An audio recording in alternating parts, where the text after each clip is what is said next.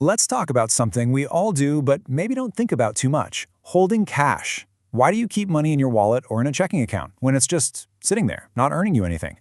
Well, that simple question, that choice you make, is actually the key to unlocking a huge concept in macroeconomics: the demand for money. So, let me ask you this directly. Why not just invest every single dollar you have? Put it all in stocks or bonds or something, anything that gives you a return. Why hold on to any cash at all? The answer feels pretty obvious, right? But the economic trade-off you're making in that moment, that's where things get really interesting.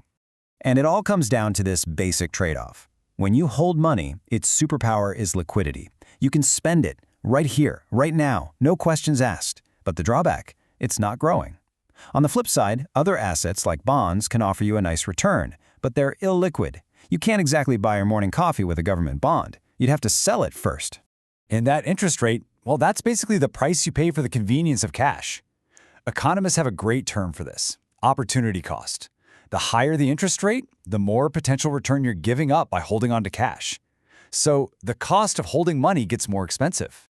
And that little mental calculation you do, balancing your need to buy stuff against the interest you're missing out on, that right there is your personal demand for money. It's how much of your wealth you decide to keep in that super liquid, easy-to-spend form. Okay, so let's scale this up. If we take your demand for money and my demand and the demand of every single person, every business, every firm in the entire country, and we add it all up, we get what's called aggregate money demand. It's the grand total of liquid cash the entire economy wants to hold. So the big question is, what moves that number? What are the major forces that control the entire economy's demand for money and make it go up or down? Well, it really boils down to three big things. You can almost think of them as these giant levers that shift the whole system. We've got the interest rate, the overall price level, and something called real national income. Let's dig into each one. First up, the interest rate. We've already touched on this one. When interest rates climb, that opportunity cost we talked about goes right up with them. It just feels more painful to have cash sitting around earning zero when you could be getting a solid return on a bond. So naturally, people and businesses decide to hold less cash. The aggregate demand for money goes down. Second, the price level. This one's super intuitive. Think about it. If everything suddenly costs more, your groceries, your gas, your rent, you're just going to need more cash on hand to get through the week. So when the overall price level in the economy rises, the demand for money rises right along with it. And the third lever is real national income. You can just think of this as the overall size and buzz of the economy. When the economy is growing, when people are making more and spending more, there are just way more transactions happening. All that extra buying and selling needs more money to grease the wheels. So a bigger economy means a higher demand for money. So we have these three big drivers. And, what economists love to do is take these big ideas and pack them into a nice, neat little formula. Now, this might look a bit intimidating, but don't let it fool you. It's really just a shorthand way of saying exactly what we just talked about, that the demand for real money is a function of the interest rate, R, and real income, Y.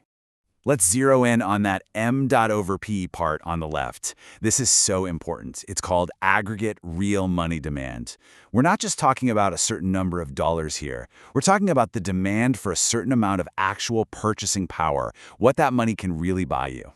Here's a really easy way to picture it. Let's say you want to have $1,000 in purchasing power on hand.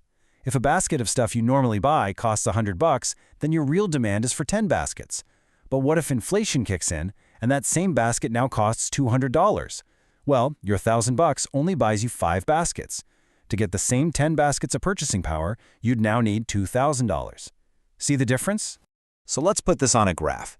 What we're looking at here is the relationship between the interest rate and the demand for real money. As you can see, the curve slopes down. Why? Because as the interest rate falls, the opportunity cost, the price of holding money, gets cheaper. So people say, hey, it's not costing me much to have this cash handy, and they decide to hold more of it. This is a movement along the curve. But what happens when our other factor, real income, changes? Well, that's different. A rise in the whole country's income doesn't just move us along the curve, it shifts the entire curve to the right. This means that at any interest rate you can pick, people just demand more money than they did before. Why? Because the economy is bigger and there's just more stuff being bought and sold.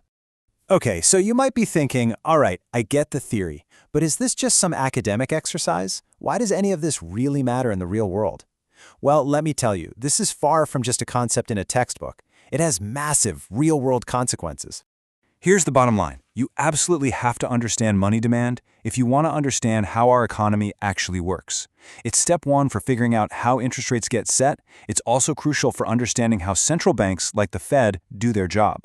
They're constantly trying to manage the money supply to meet this ever-changing money demand. And it's a key piece of the puzzle for understanding why exchange rates between countries go up and down. So, we've just spent this whole time breaking down the demand side of the money equation, what drives our collective desire to hold cash. But that brings up the most important question of all.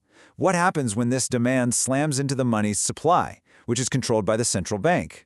Because that intersection, that's where the magic happens. That's where interest rates are born,